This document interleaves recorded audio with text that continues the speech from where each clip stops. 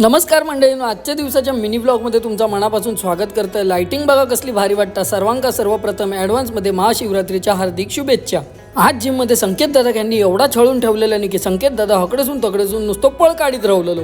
Gym मधून घराकडे break टाइमवर जाताना माका कोण गावलो तो बघा। त्याका म्हटलंय की तुझ्या खूबसूरतीचो राज तरी सांग।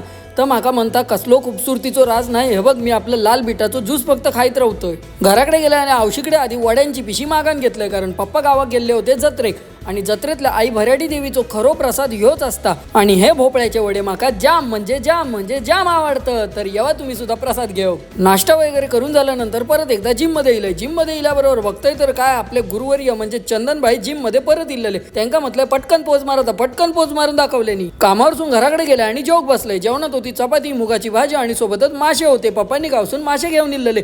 बघा कसले टोपभर मासे असतात, येवा तुम्ही सुद्धा जेव। तीनचा ना कुठल्या आणि खळ्यात जाऊन बघले तर ह्यांचो क्रिकेटचो खेळ रंगलेलो होतो। फायनल मॅच त्यांची तकडे सुरू होती आणि विश्रामची फायनल मॅच हकडे सुरू होती। एक मॅच झाली, दोन मॅच झाली, तरी ह्यांका काय मॅच खेळता खेळता टायमाचा काय बंधनच समजणार नाही। नुसते खेळत राहतात आणि एका बॉलामध्ये 2 रन वय होते आणि बबन्याक आउट करून घेतल्यानी जल्लोष बघा कसलो झालो आणि शेवटी गाळी खाल्यानी।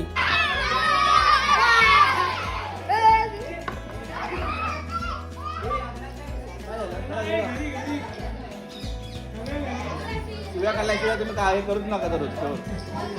वाजले किती? 5:30 पर्यंत कोण खेळतं रे? 6 वाजेपर्यंत खेळायचं असतं ना। वाजले किती? 5:30 वाजले ना। आता बोला मी नाही।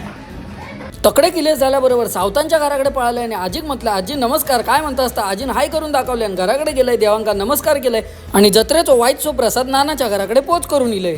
रात्रीचं जेवण झाल्याबरोबर वहिनी आऊस आणि पप्पा तिघं जणांकडे कस्टर्ड खायत राहिलेले। मी म्हटलं माका कस्टर्ड अजिबात नको, कारण माझा पोट अगदी गचगचावून भरलेला होता।